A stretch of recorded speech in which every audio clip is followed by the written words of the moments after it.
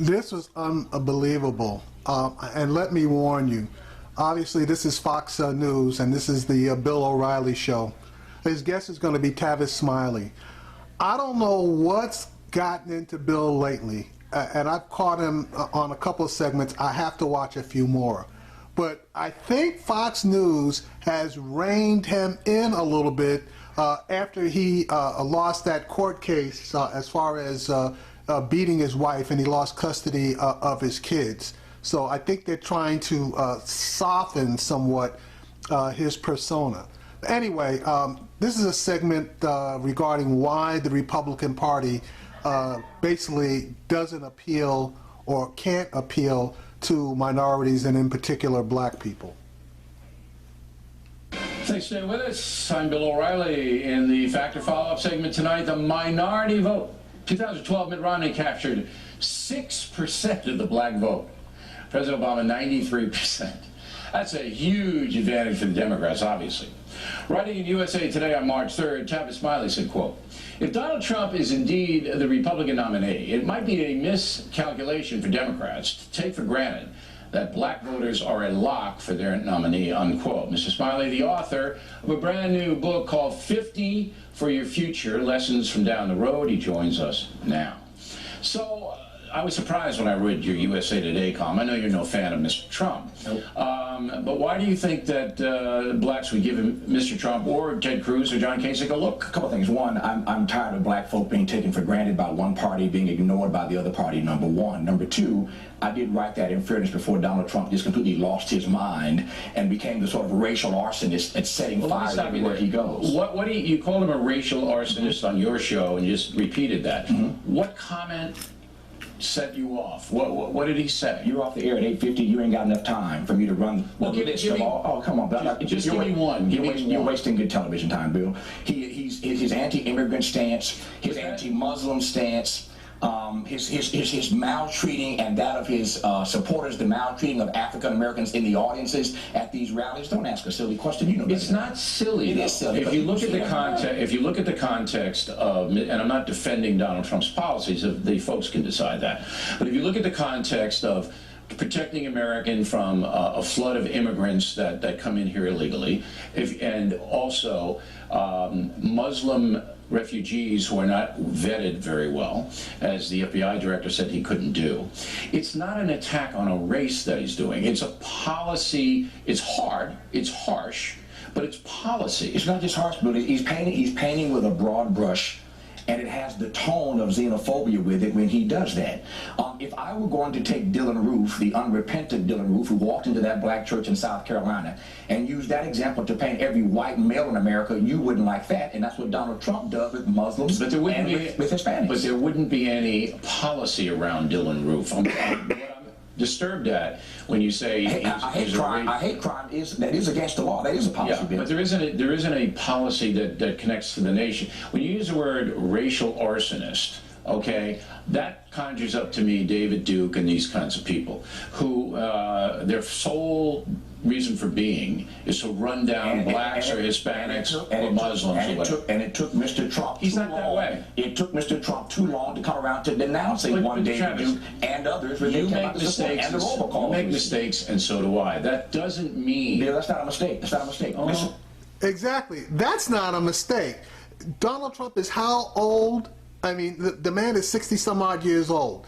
David Duke has been a pariah, and I have to admit, I'm 60-some-odd years old as well. David Duke has been a pariah, ever since I can remember. That name is ingrained, okay, in my psyche.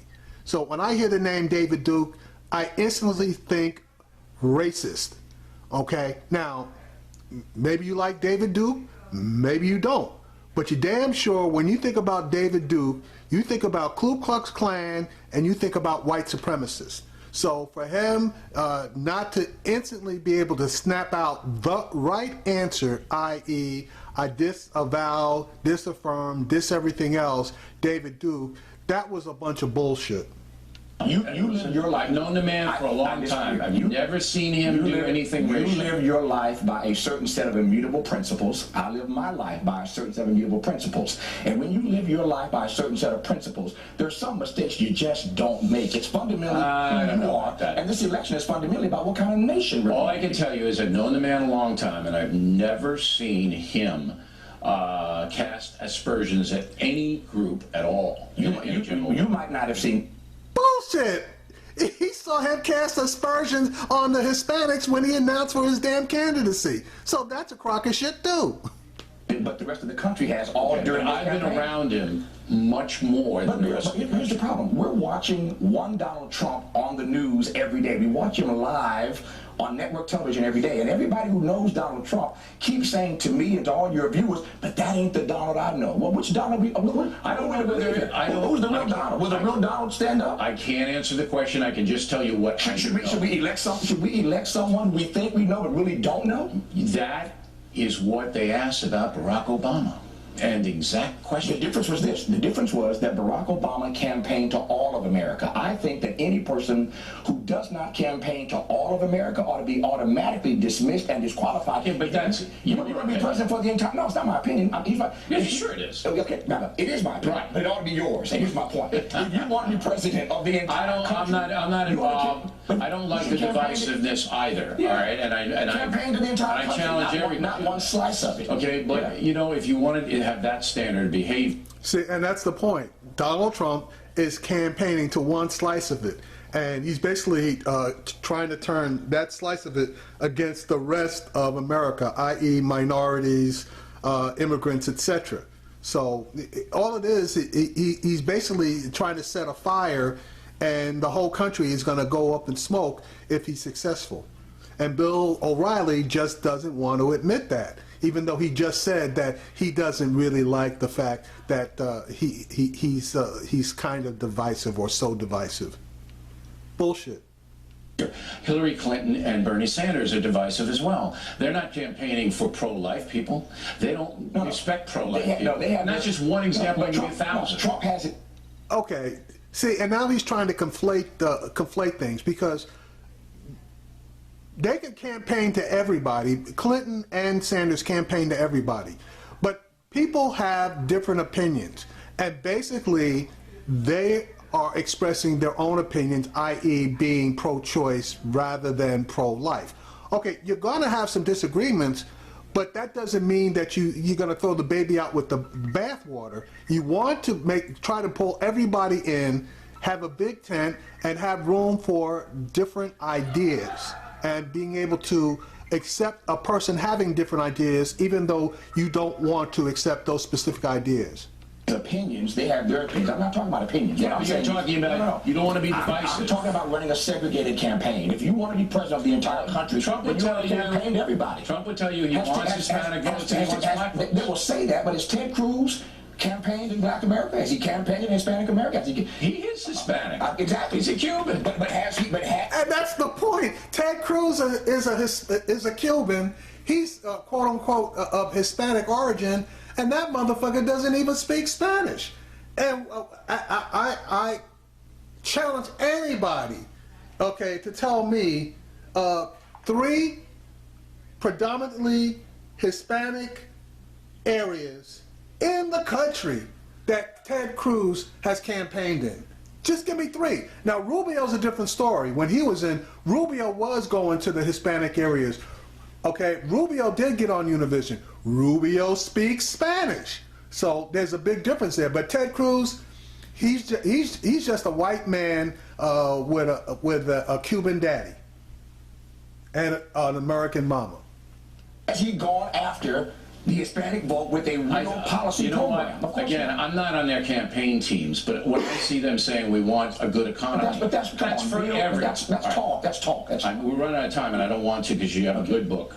All right, so pretty much, there's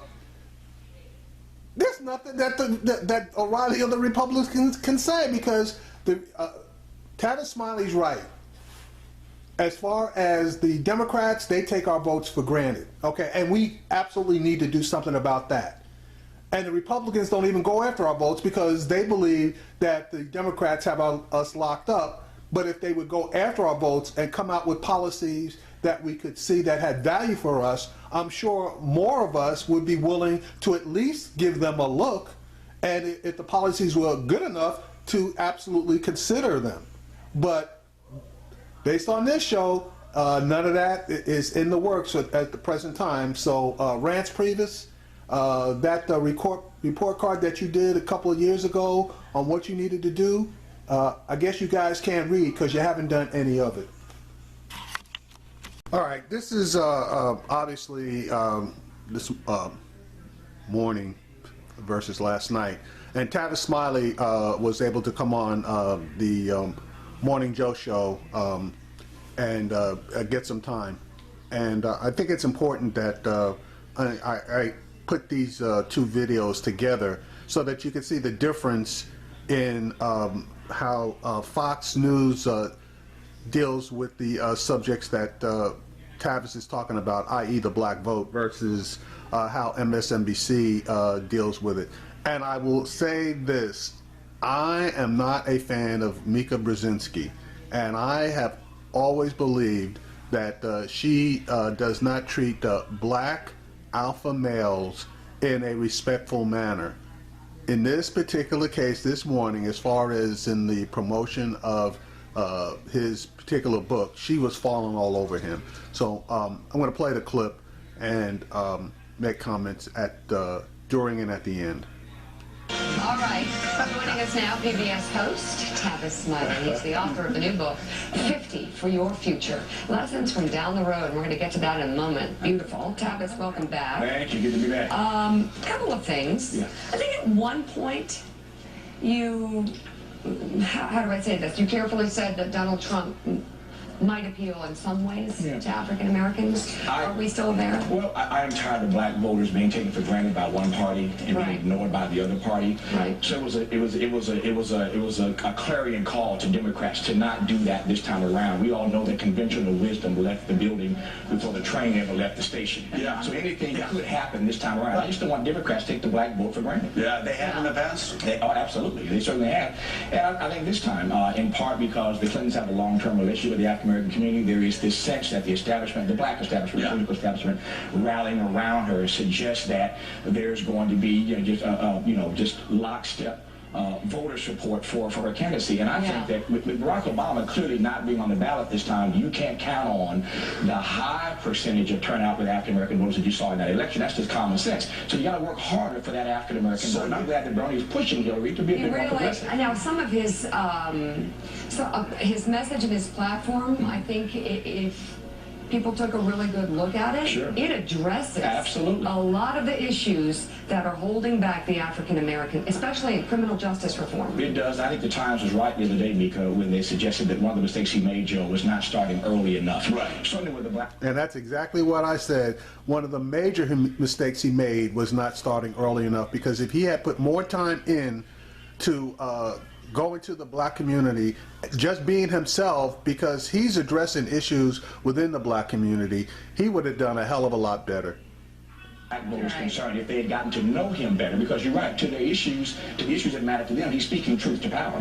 It's very talking about holding people's feet to the fire, Democrats' feet to the fire. I know you and Cornell both, Cornell West, both came on early on.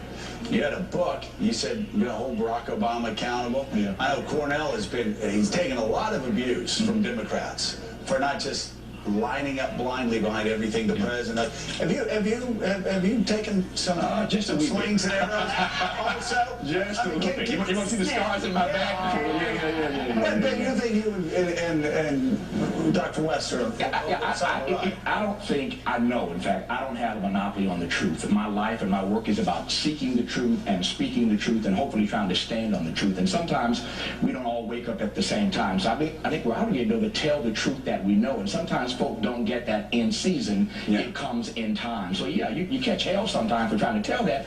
But when I put this book out, The Covenant with Black America, 10 years ago, we laid out an agenda for what black folk needed to do to turn the tide against what was trying to take us under. in January of this year, when I was last year, we were here for the occasion of the 10th anniversary of that book coming out. And what the data tell us is that over the last 10 years, black folk have lost ground in every major economic category. Now, clearly, one can't lay all that at Obama's feet, but had we taken that covenant agenda more seriously and made some demands and not been so deferential, sometimes your deference can lead to your detriment. Can lead to your exactly. And you know, and you were even talking about this 8 years ago, 9 years ago, 8 years ago actually, when you were talking about, we were having the discussion, I remember very well, where you're talking about how President Obama needed to be pushed. Absolutely. Because it would be harder actually for a black man sitting in the White House to do some things that a white man could do.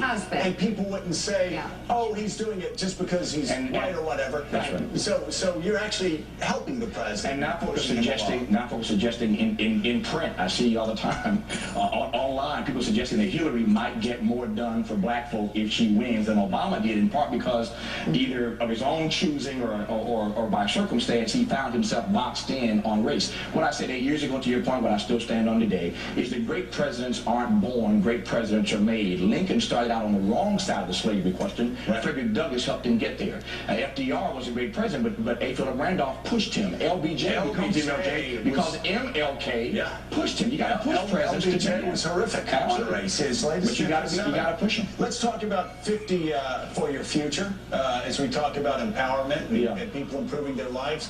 Talk about the book. Why did you write it? How's it going to help us? The short answer is that I can't speak for others. I can speak for myself. I need all the advice that I can get, the good advice. And wherever I get it and however I get it, really, and from whomever I get it, I feel an obligation to share that good wisdom. And so over the course of my life, I've received such good advice. And so, you know, as most of us are on the commencement, during commencement season on the circuit, a lot of what I've been talking about over the years in these speeches and other good advice that I've received, I put in this book called 50 for Your Future, 50 short lessons about each of us can live better lives by making better choices. I love this one. Sometimes you have to lead like a general. Sometimes you have to lead like a shepherd. Can you please send that to Donald Trump?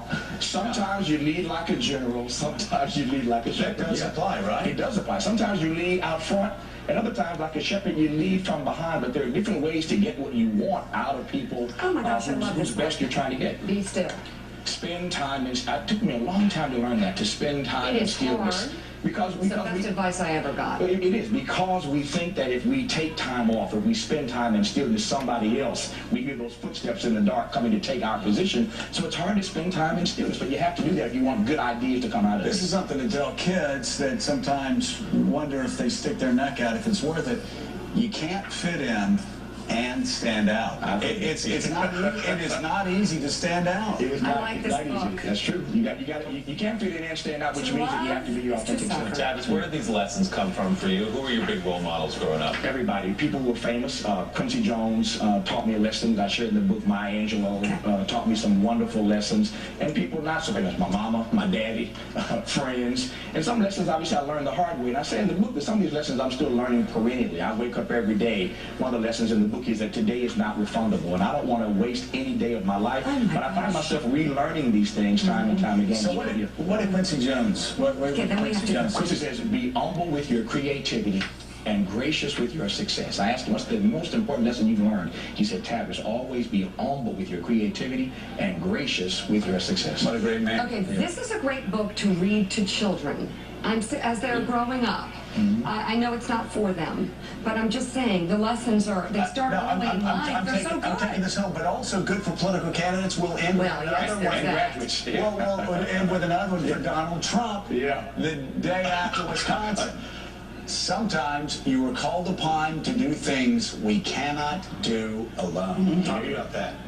It is true. I found in my life that whatever success I have had, most of it I've had to do in collaboration with other people. You can't do it alone. And the message for Donald Trump is that celebrity can only take you so far. Another lesson in this book is that fortune and fame can't fix the flaws. You guys are right earlier. Donald has to discipline himself. But the fortune and fame don't cover these flaws. And the American people have already seen who you really are. And this election, I think, is fundamentally about what kind of country we really want to be. And the lesson for Trump and other candidates is, who are you really? Well, that's not just for Trump. You know what? I For all of them, exactly. I got 4 kids ranging from 27 to 7. I'm going to get 4 of these It's and a have really them all read. Thank you, sir. This is really great. The book Tavis. is 50 for Your Future. And by the Tavis way, Smiley. get it for your child who's graduating from high school or Get it for college. yourself. Get it for yourself. Still ahead, Secretary. All right, so now this is the difference between having a substantive interview and conversation, which NBC pretty much does, even though we know they're biased towards Clinton, versus Fox, where it's basically antagonistic for the most part, even though Bill O'Reilly tries to camouflage it somewhat.